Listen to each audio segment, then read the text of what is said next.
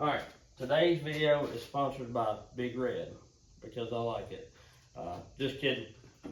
Try to do this short and sweet and not do any editing on this because I want to upload it really quick. Just want to hop on here real quick and give some updates on some saws that I've done some work to, and I've not really come back on and give any progress reports on it or anything like that for those of you that care.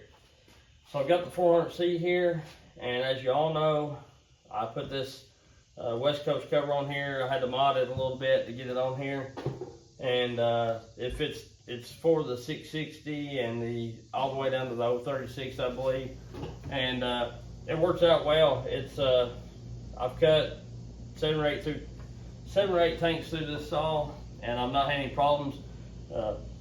It tensions the bar like it should. I don't have any chain rub anywhere, nothing like that, and it throws chips good, and it don't throw chips everywhere, so it works out pretty good.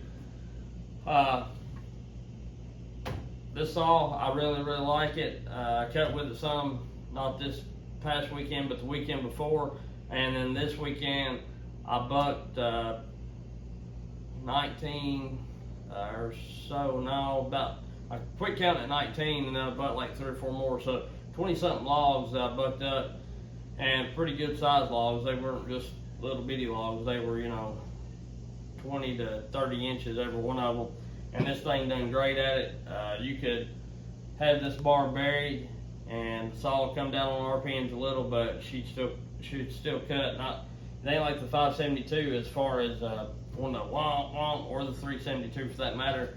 And I even had my rakers a little low. In the videos to come, you'll see that when I'm cutting, trying to go into the bore, you know, bore cutting it, some of, and even 500 rod will get a, you know, get a little jutty on me and jerky. I was playing around with the West Coast raker gauge, and I had them set a little too low. Had them probably set more for like a soft hardwood, like poplar ash or something like that. I didn't have it on the very high setting. I had it on the setting below that, so the next to the highest setting. So it's probably more like for a softer hardwood. And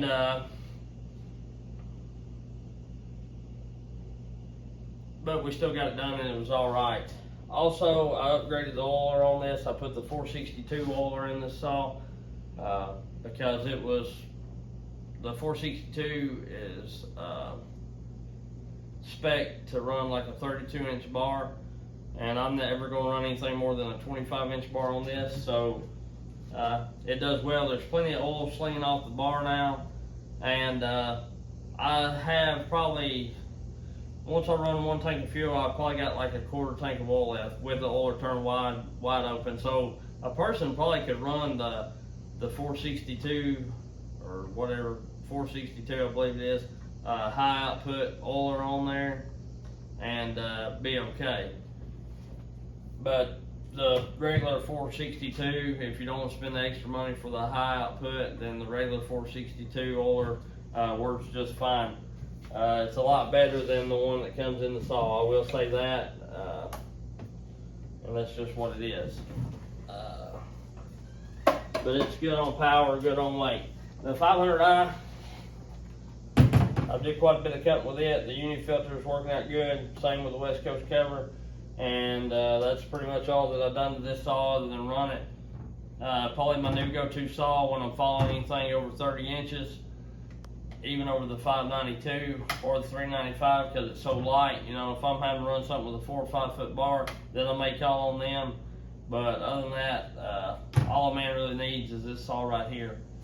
You get the bark box and put a filter on it. I don't even think you need it ported. I mean, this thing, I feel like this thing right here would run with a bark box and the filter on it, would run close to the 592. I honestly do. And I have my 592 fixed now, I believe, and we'll be having some videos come out of these two running against each other. And of course, if I know the 500i wins, everybody's going to be like, well, you got a bark box and filter on there. They get wound up, you know. They forget that the 592 is like 12 cc bigger or 13 cc bigger than the 500i. That's just like the 400 whipping up on the 572. You know, they forget that that's 400 is only 68 cc and the 572 is 71. So, you know, I figure the filter and the bark box make it about even for the displacement difference. Of course, you know, I guess I could run the 592 against the 400 and make it more even, since the 400's got a bark box and a filter on it, if you think it makes that big of a difference. But whatever. Not knocking Husky, because I like them. That 395 runs great, and of course, you know, they're good saws. I run them for a long time. I just think Stihl knocked it out of the park with this 400C and the 500i. So the 592, as y'all know, I've had tons of trouble out of it. Could possibly been brought on myself, but either way, I still had trouble out of it, and I've never had that kind of trouble out of any other saw that I've owned. And I've done decomp plugs and this and that to all of them before. Go over a list of the problems that I have had and what I have done to the saw.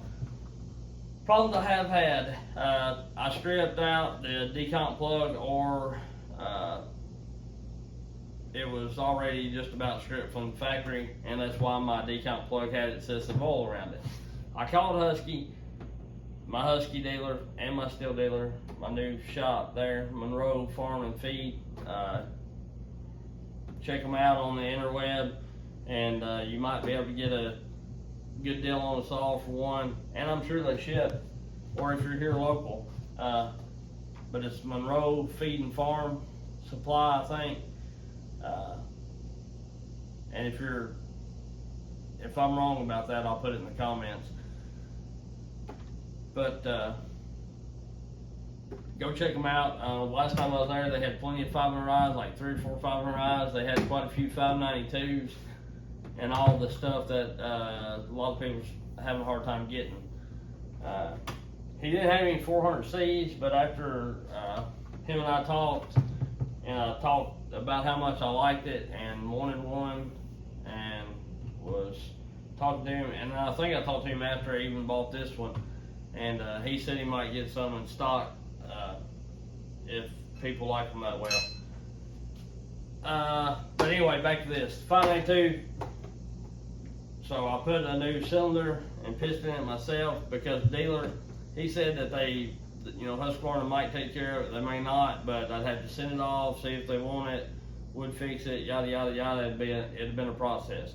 So I thought to myself, well, I'll just get that cylinder in, send it somewhere, and have it ported. Was going to do that, and just the more I thought about it, I done had these two saws, and I thought I really don't need it ported. I've got that 4395, and I'm going to do most of my cutting with these two Stihls that I've got now, unless it's just something huge. And I honestly thought about selling either this or the 395, and I still may do it yet. I don't know, but I hate to sell this one now because I monkeyed around in it so much. But if a person did want it, we probably could work out a deal. I probably could possibly give it to them reasonable. But anyway, I don't know. But anyhow, so I drained all the gas, cleaned everything up, yada yada yada, like you do. And then I thought, I probably could do that cylinder and piston myself. So I did it, base gas, deleted it, everything went well, got it back together, fired it up. You seen the short of it. It ran fine, shut it down, fired it right back up, it ran good. Set it on my shelves over there with the other saws, went and done something, went and cut, went upstairs, don't know what I did exactly. Come back down a few hours later, went to try to prime it, and it was tight as tight could be, like pressure against it. So I went ahead and pushed it on through, and it's like something let go, and then there was nothing. Like you could push the primer bulb, but it was like it was sucking air. On further inspection, I took it apart, took the line off the carb, it shot fuel plumb up to the ceiling. So I know it was trying to suck, but the carb was restricting it. So I ordered me a new carb, and sure as the world, put it on there, now it primes fuel. But auto-tune saws, the little firmware thing on the side, when they send you a new carb, it's not programmed, so you have to get it programmed through Husky. I didn't want to do that, and I wasn't for sure, but I took my old one off my old carburetor because it was still good, and I put it on this new one. It fires up and runs. I've run 1 tank of gas to it.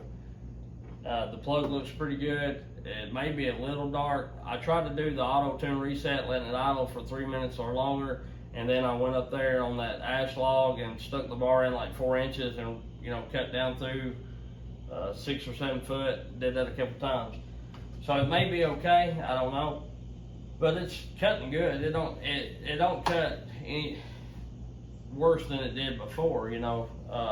It's probably even a little better, but I don't know if it would be even better than this if I get the firmware updated for this carb. If anybody knows that's real familiar with these Husky auto-tune saws, if you could let me know in the comments, that would be awesome.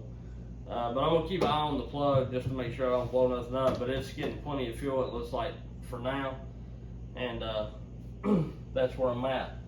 Also, the recoil on this 592, I had to get a new one of them because the cog, if I can find it, there goes the screw, but there's my 592, old 592 cover, and there's the cog to it. It's spun off, or, you know, sheared it off. And you go to pull it, and then it'd be hung up. So, I had to order a new one of them. So, this has been muffler modded, new cylinder, new piston, new recoil starter, and a new carburetor. I could have dang near bought a 261 or whatever it is, or 550 for what I've got in the cylinder and the carburetor. It's ridiculous. So I'm about to my wit's end with this saw. Also, wanted to show you these raker gauges. I did a shorter video on these raker gauges. I've sharpened quite a few chain and set the rakers on it, and of course the bluing on the Stihl is kind of scraped off, but there's no wear in the Stihl, so they're very hard and they'll last a very long time, and for the money they're well worth it, because the Husqvarna ones or whatever is $10, these are 14. I'd gladly give the extra $4 for these, because I go through one of those Husqvarna ones pretty quick. So anyway, that's kind of what I've had going on with the saw updates and all this and that. And also, my saw shelf is looking a little low because the 572, the 562, and the 550 has left the building. And really,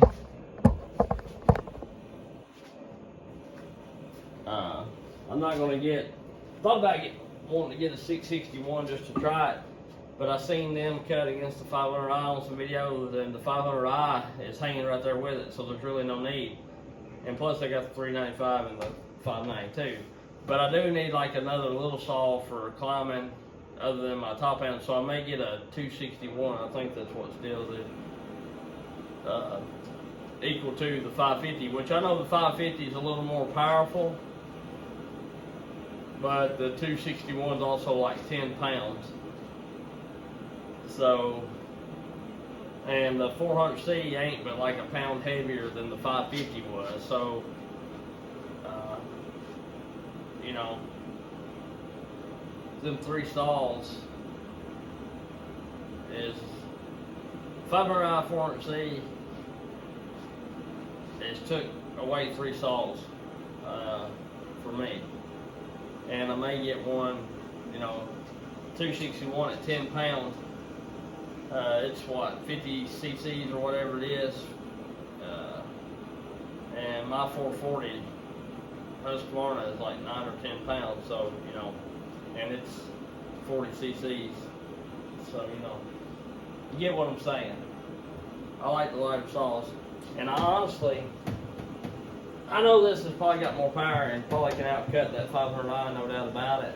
But just by a few seconds in something pretty big, 3 seconds in something, you know, 3 foot.